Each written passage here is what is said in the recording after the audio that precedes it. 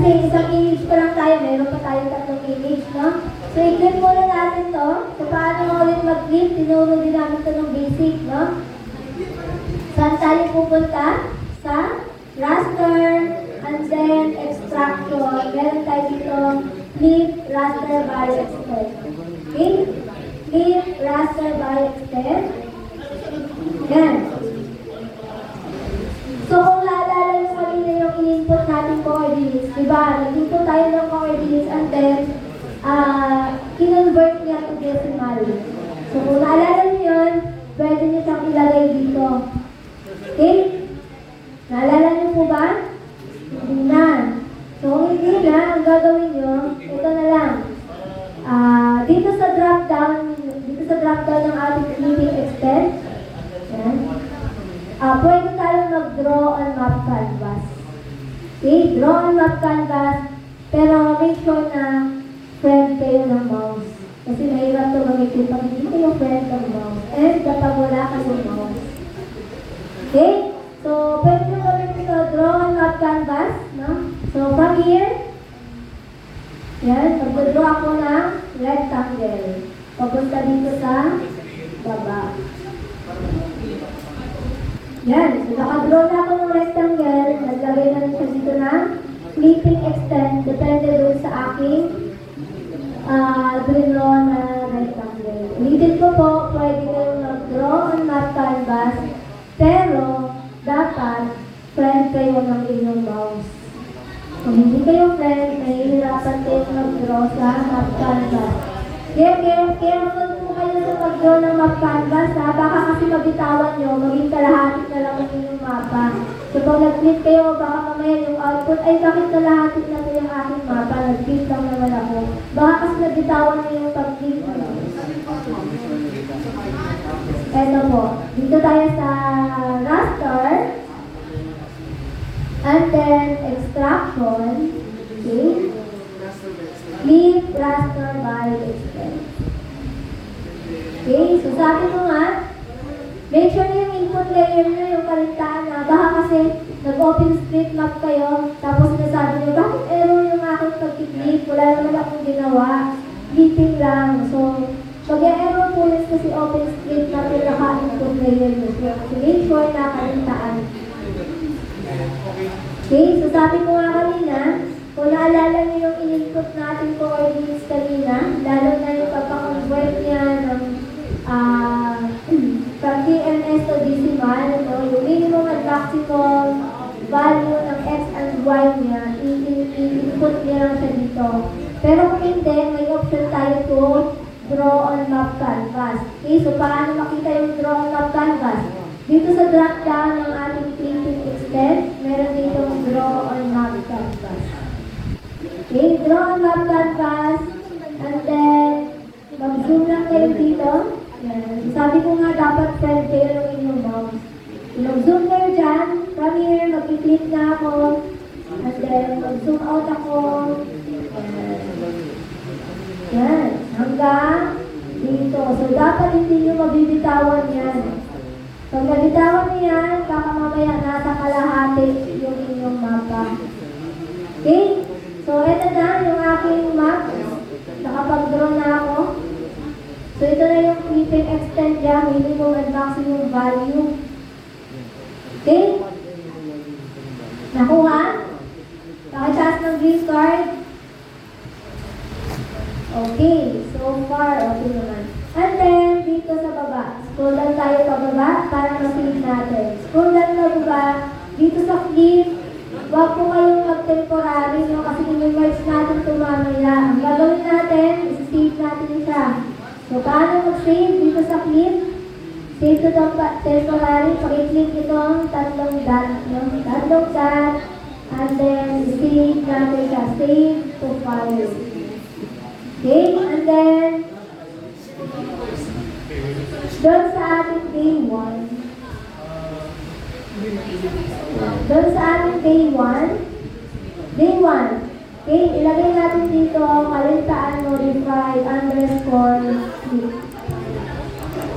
Okay, so ito po yung ating filing. Kalintaan underscore modify underscore T.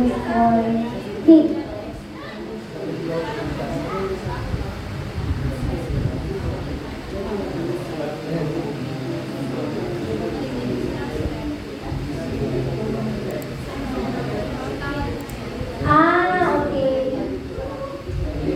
Okay, balik tayo dito sa taas.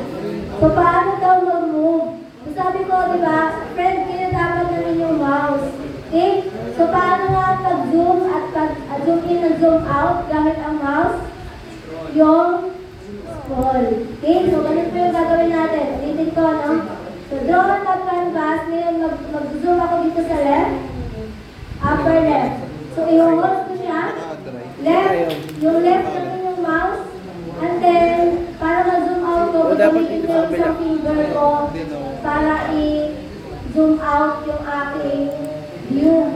Zoom out. And then, hindi ko lang bibitawan yung left na, ano ko, no? Yung left sa mouse. Yan. And then, mag-zoom out na, at zoom in ulit ako dito sa lower right. Okay mo muna. And then, dito, ngayon ko na siya bibitawan. Nakuha? Ha? Pwede rin gawin yung iba? Ang ibang file name ay yung modified, lagyan mo na lang ng click. Sige nga ba isa? Okay, draw sa canvas ulit. Left click lang kayo, huwag niyo pong bibitawan. Left click. Left click. And then zoom out. Then zoom in. And then saka kayo magbibitaw ng inyong left sa mouse. Ngayon, kapag nahihirapan kayo sa pag-draw sa map canvas, wala tayong first, kundi ilagay o i-input yung ating flipping extend. Okay, so paano natin malalaman yung ating flipping extend? Yan. So dito, 120 degrees and 45 minutes. So, ano yung value niya? So, paano nga mag-convert from degrees to DMS to degrees? Ay, from DMS to decimal? Kaya po po ba? Sino po ang nakakalam paano mag-convert from DMS to decimal? Divide. Ano? 45 over 60. 120 degrees plus 40 minutes divided by 60. Okay? So, ang gagawin natin, 45, divide lang natin sa 60. View ka, saka sa view. 60 equals. So, 0.75. So, gagawin natin 120.75. So, dito i-input natin 120.75.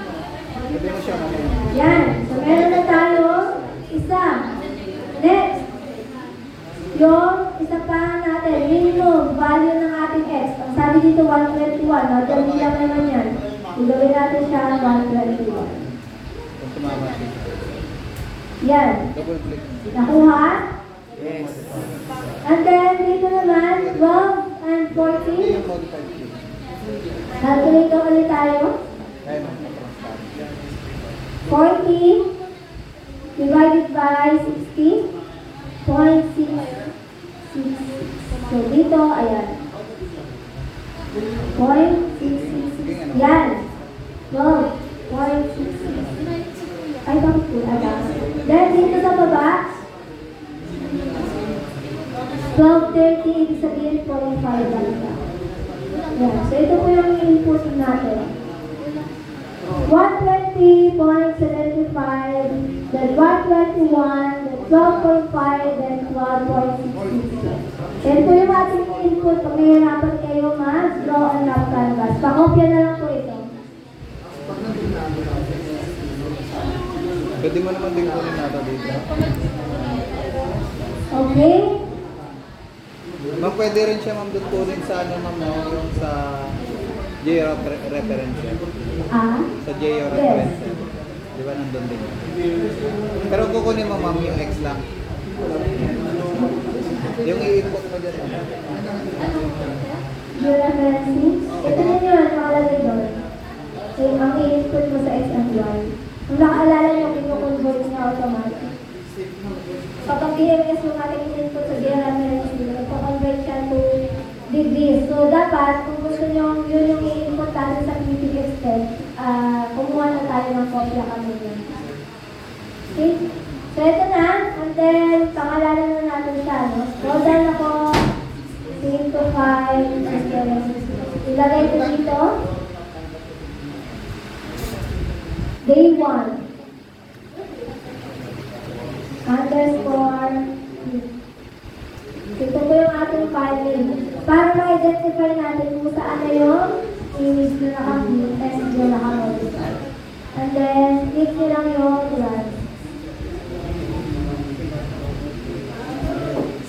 Yan, so okay na. So, ito na po yun. Modify. Ito na yung aking PPX test. Yan, so, kapag natapos nyo na, pwede nyo lang umpisahan yung pangalawang email from the top.